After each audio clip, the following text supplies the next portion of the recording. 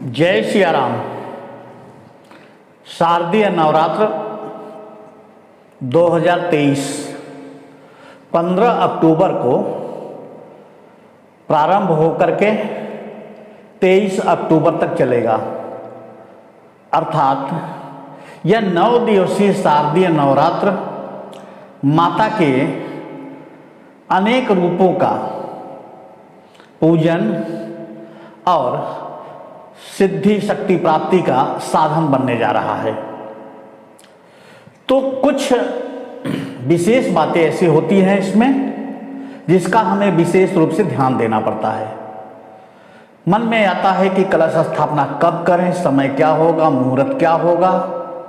तो देखिए, एक बात ध्यान रखिएगा, हमारे सनातन धर्म में मुहूर्त सबसे सुंदर वही माना जाता है जब अभिजीत हो।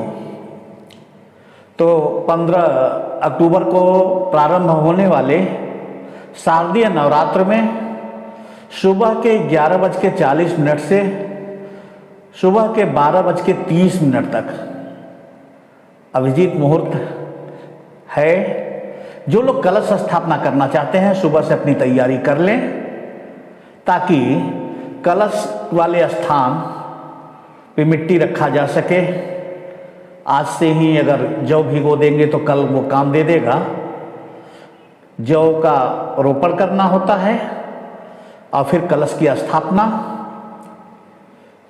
पूजा पद्धति प्रारंभ हो जाती है कलश स्थापना के साथ। 9 दिन तक माँ जगत जननी जगदम्बा का आवाहन पूजन जिससे जो बन पड़े करता है। देखिए, सिद्धि और शक्ति कि दात्री जगत जननी माँ अम्बा, इनका विशेष कृपा इन दिनों पर रहता है। चूंकि मैं स्वयं राम कथा बोलता हूं, तो अपना अनुभव तो श्री रामचरितमानस से ही ज़्यादा है। क्योंकि हमारे आश्रम के कुछ ऐसे साधु संत सन्यासी हैं, अनुयायी हैं, जो देवी भागवत भी बोलते हैं। उनसे उनकी कथाओं को सुन करके जो माँ के संदर्भ में अनेक विधियां सुनने को मिलता है, पूजा पद्धति का, हवन का, यज्ञ का, कन्या पूजन का, ब्राह्मण भोजन का। देखिए, श्री रामचरितमानस में भी जगत जननी पराम्बा माँ भगवती पार्वती जी के पूजन का आता है। आपको स्मरण होगा, धनुष यज्ञ से पूर्व माँ सुनैना मेरी माँ जगत जननी जानकी को कहती हैं कि जाओ बेटी, फुलवारी में स्थापित जगत जननी माँ पार्वती का दर्शन पूजन करके आओ। इसके बाद से मकशाला में चलते हैं, धनुष यज्ञ शाला में चलते हैं। तो जगत जननी माँ अम्बा अपनी अष्ट सखियों के साथ माँ गौरी का पूजन करने आती हैं। ऐसा वर्णन श्री रामचरितमानस में भी है या अन्य राम कथाओं में आपको प्राप्त हो जाएंगे। तो जगत जननी जगदम्बा पराम्बा का पूजन तो रामचरितमानस में भी बताया गया, दिखाया गया है।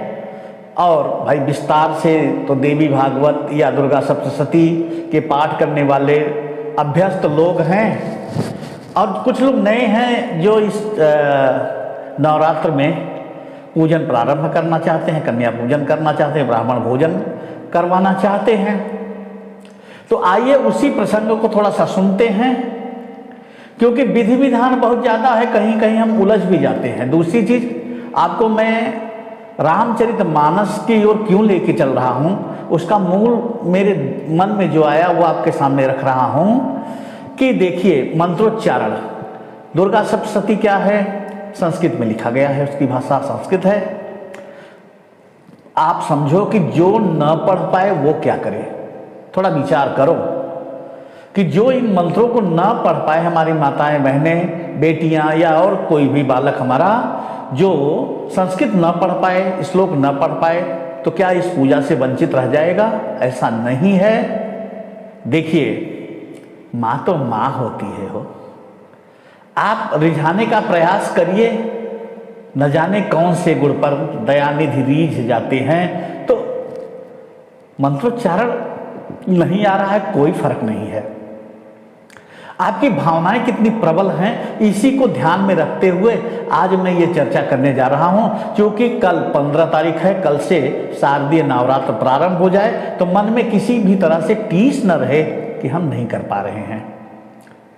देखिए, प्रसंग होता यह है कि सुभग सखियों के साथ माँ जगदम्बा जानकी जी जो है पुष्प वाटिका में प्रवेश करती हैं और उसी पुष्प वाटिका में सरोवर में स्नान करके फिर आती हैं गौरी पूजन के लिए। तो हमें दर्शन करना यह होगा कि जगत जननी माँ पार्वती का पूजन करते समय माँ सीता के हाथों में क्या है, थाली में क्या है, पूजन सामग्री क्या है, विधि विधान क्या है। एक लाइन में बाबा गोस्वामी तुलसीदास लिख देते हैं क्या, पूजा कीन अधिक अनुरागा निज अनुरूप सुभग बर मांगा। पूजा कीन्ही अधिक अनुरागा। अच्छा, आप विचार करो कि मां के थाली में क्या दिख रहा है गोस्वामी जी को, केवल एक वस्तु, क्या, अनुराग। तो क्या हुआ, लाल टीका, रोरी, चंदन, नारियल, श्रीफल, मीठा और पुष्प क्या हुए। देखिए, आपको बताएं, यदि सामग्री उपलब्ध हो तो मां को अर्पण करें, लेकिन यदि सामग्री न हो तो मन में ग्लानि न लाएं, क्योंकि जगत जननी जगदम्बा तो आपके भाव की भूखी हैं। अच्छा, एक बात बताइए, इस पूजा का फल क्या हुआ। सुबह पूजा की गई और 3 बजे होते होते जगदीश प्राप्त हो गए मां को, जगत पिता प्राप्त हो गए जगत जननी को। मतलब क्या हुआ, पूजा फलीभूत हो गया। कहने का अर्थ यहाँ सिर्फ एक है कि मन में ग्लानि बिल्कुल ना लाएं कि पूजन सामग्री हमारे पास है कि नहीं है, लाल रोरी है कि नहीं है, कलावा है कि नहीं है। जो उपलब्ध हो पाता है हम कलश स्थापना कर पाए तो अच्छी बात है, नहीं कर पाते हैं कोई बात नहीं है। दीपदान कर पाते हैं तो ठीक है, दीपोत्सव कर पाते हैं ठीक है, सुबह शाम हम आरती कर पा रहे हैं तो भी ठीक है। यदि नहीं हो पा रहा है, आप देश में विदेश में यात्रा में, ट्रेन में, प्लेन में, कहीं भी हो, भावनाएं, अनुराग यह आपका मां के चरणों में हो तो क्या हुआ, मां मांगती क्या है, निज अनुरूप सुभग बर मांगा। अपने अनुरूप बर का चयन कर रही है आज मां, श्री चरणों में निवेदन कर रही है। अच्छा, तो अनुराग के साथ पूजन,